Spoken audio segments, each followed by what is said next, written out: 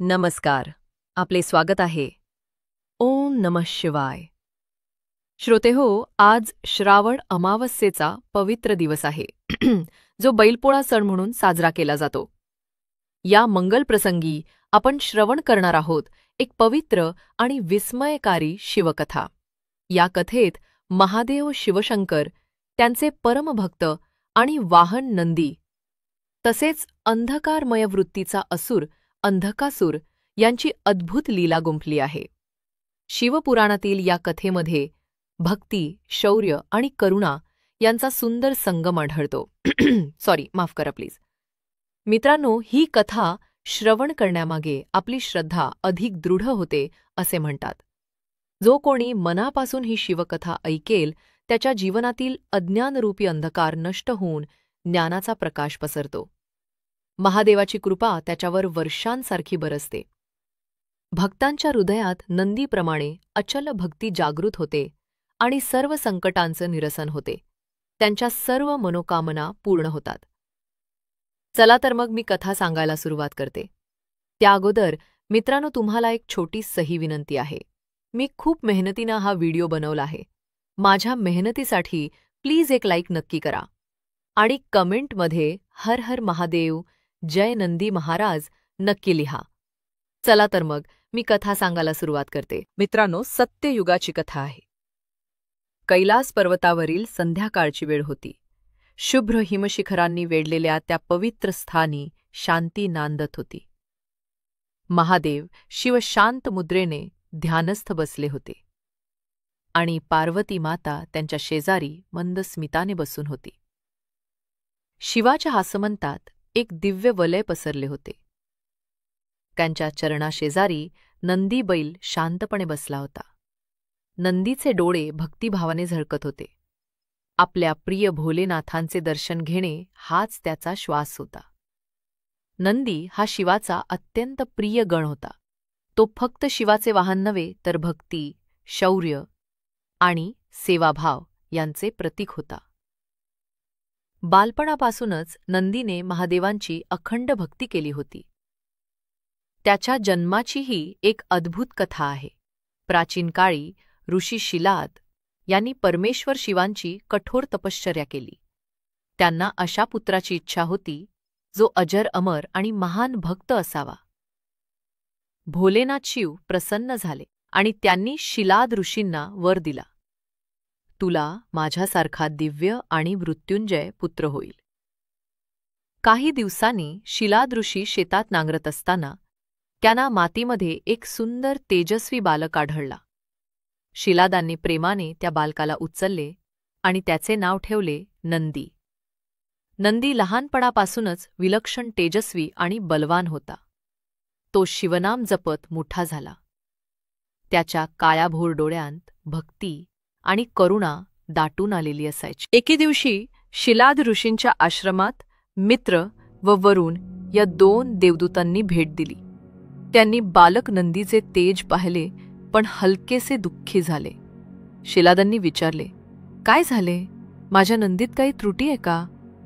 देवदूतांनी निराशेनं सांगितले, हा बालक अल्पायुषी आहे. याचा जीवनकाल फार लहान असेल. हे ऐकताच शिलाद ऋषी व्याकुळ झाले. नंदीनेही हे ऐकले आणि त्याच्या हृदयात आपल्या पित्याची आणि गुरुची चिंता पाहून तो व्यथित झाला. त्या रात्री नंदी शांतपणे झोपला नाही. पहाट होताच तो दृढ निश्चयानं उठला. त्याने मनोमन निश्चय केला की तो महादेवांची कठोर तपश्चर्या करून मृत्यूवर विजय मिळवेल. पित्याची परवानगी घेऊन नंदी वनात तपासाठी निघून गेला. घनदाट अरण्यात नंदीने तप आरंभले. दिवस जात होते, वर्षे लोटत होती, पण नंदी अचल स्थितीने भगवान शिवांचा जप करीत राहिला. सूर्यप्रकाशाने त्याचे तपोबल वाढवले तरी तो डगमगला नाही.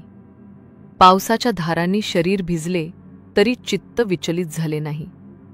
त्याच्या तपस्येत अशी एकाग्रता होती की परिसरातील प्राण्यांनाही त्याच्या भोवती शांत ऊर्जा जाणवत होती. अखेर नंदीच्या प्रखर तपश्चर्येला शिवशंकर प्रकट झाले तेजस्वी त्रिनेत्रधारी भगवान नंदी समोर उभे राहिले. आपले आराध्य देव समोर येताच नंदीने आनंदाश्रूंनी धरतीवर दंडवत घातला. महादेव प्रेमाने म्हणाले, वत्स नंदी, तुझ्या भक्ती आणि तपाने आम्ही प्रसन्न झालो आहोत. माग हवे ते वरदान. नंदीने विनम्रतेने मस्तक झुकवले आणि म्हणाला, भोलेनाथ, मला आपल्या चरणांची अनंत सेवा करू द्या. मला असे वरदान द्या की माझ्या प्राणाला भय नसेल आणि मी सदैव आपल्या भक्तीत तल्लीन राहू शकेन. महादेवांनी वरदहस्त केला आणि आशीर्वादाने म्हणाले, तथास्तु. आजपासून तुला मृत्यूचे भय राहणार नाही. तू अमर आणि अदुःखी होशील. शिवकार्यासाठी तू निःसंकोचपणे शौर्य गाजवू शकशील. तसेच तू माझा प्रमुख गण होशील. जेथे तुझा वास असेल तेथे माझेही अस्तित्व असेल. शिवाच्या कृपेने नंदीला अपार बल प्राप्त झाले. महादेवांनी समस्त देव, गण आणि वेदांना साक्षी ठेवून नंदीला आपल्या गणांचा अधिपती नेमले. त्या शुभप्रसंगी पार्वती मातानेही प्रेमाने नंदीच्या कपाळावर कुंकू लावून त्याला आशीर्वाद दिला. नंदी आनंदित झाला.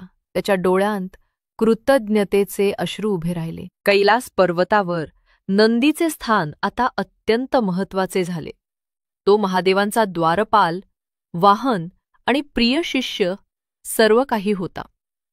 दिवस रात्र तो भगवान शंकर आणि पार्वती देवीची सेवा करण्यात रमला होता. महादेव नंदीच्या मस्तकावर हात ठेवला. नंदीच्या सर्व जखमा त्या स्पर्शाने भरून आल्या. शिव मंद स्मिताने म्हणाले, नंदी, माझ्या प्रिय गणाधिपती, आज तू इतका पराक्रम गाजविलास की संपूर्ण त्रिलोक तुझ्या शौर्याचे गुणगान गाईल. तुझ्या निष्ठेबद्दल मी पुन्हा एकदा भारावून झालो आहे. नंदी लाजून म्हणाला, स्वामी, हे सर्व माझे कर्तव्य होते. आपण माझे आराध्य, माझे सर्वस्व आहात. आपले रक्षण करण्यासाठी माझ्या जीवाची आहुती देण्याची संधी मिळाली, यातच माझे जीवन धन्य झाले. आपली कृपा सतत माझ्यावर राहो. शिवाने आनंदानं उद्गार काढले, तुझ्यासारखा भक्त लाभणे हे माझे भाग्य आहे. पार्वतीनेही मान डोलावली. तू खरोखरच आमचा लेक आहेस नंदी, त्या म्हणाल्या. आज तू मातापित्याची इज्जत राखलीस. नंदीचे हृदय अभिमानानं आणि भक्तीनं भरून आले. त्यानं पुन्हा शिवपार्वती दोघांना वंदन केले. महादेवांनी गंभीर पण प्रेमळ स्वरात घोषणा केली. ते म्हणाले, आज श्रावण अमावास्येच्या या पवित्र दिवशी एक अत्यंत महत्त्वाची घटना घडली. धर्म आणि सत्याचं रक्षण करणाऱ्या माझ्या परमभक्तानं नंदीनं आपल्या जीवाची पर्वा न करता कर्तव्य बजावलं. त्याच्या भक्ती, त्याग आणि शौर्यामुळे मोठा अनर्थ टळला. म्हणून या दिवसाचं स्मरण अजरामर करण्यासाठी आणि नंदीच्या त्यागाचा आदर करण्यासाठी मी एक वरदान देतो. सर्व देव, गण आणि ऋषी उत्सुकतेने शिवांकडे पाहू लागले. शिवांनी दोन्ही हात आकाशाकडे उचलले आणि उद्गारले, यापुढे दरवर्षी श्रावण अमावास्येला मानव आपल्या बैलांप्रती कृतज्ञता व्यक्त करतील. शेतकरी आपल्या शेतातील नांगर ओढणाऱ्या बैलांना या दिवशी पूजतील, त्यांना विश्राम देतील, त्यांना सजवून त्यांचा सन्मान करतील. कारण प्रत्येक बैल हा नंदीचेच प्रतीक आहे. परिश्रम, भक्ती आणि त्याग यांचा प्रतीक. शिवांचे वचन आकाशमार्गे संपूर्ण जगात पसरले. त्रिलोकातील प्रत्येक जीवाने तो संदेश अंतःकरणात टिपून घेतला. त्या दिवसापासून दरवर्षी श्रावण अमावास्येला बैलपोळा सण साजरा केला जाऊ लागला. शेतकरी आपल्या शेताचे खरे सोबती असलेल्या बैलजोडीला अंगणात आणून ओवाळू लागले. बैलांच्या शिंगांना रंग लावून त्यांना फुलांच्या माळांनी सजविले जाऊ लागले. त्यांना गोडधोड खाऊ घातले जाऊ लागले. शेतातील कठोर श्रमातून त्या दिवशी त्यांना विश्रांती दिली जाऊ लागली. गावागावात बैलपोळ्याच्या दिवशी नंदी महादेवाची ही कथा मोठ्या भक्तिभावाने सांगितली जाऊ लागली. लहान मोठे सारे टाळ्या वाजवत नंदी आणि महादेवाचा जयघोष करू लागले. या कथेतून सर्वांना एक बोध मिळाला की निस्वार्थ सेवा, भक्ती आणि शौर्य यांचे फळ अखेर नक्की मिळते. नंदीच्या भक्तीमुळे त्याला महादेवांचा आशीर्वाद लाभला आणि तो देवांसह मानवांच्याही प्रेमाचा अधिकारी झाला.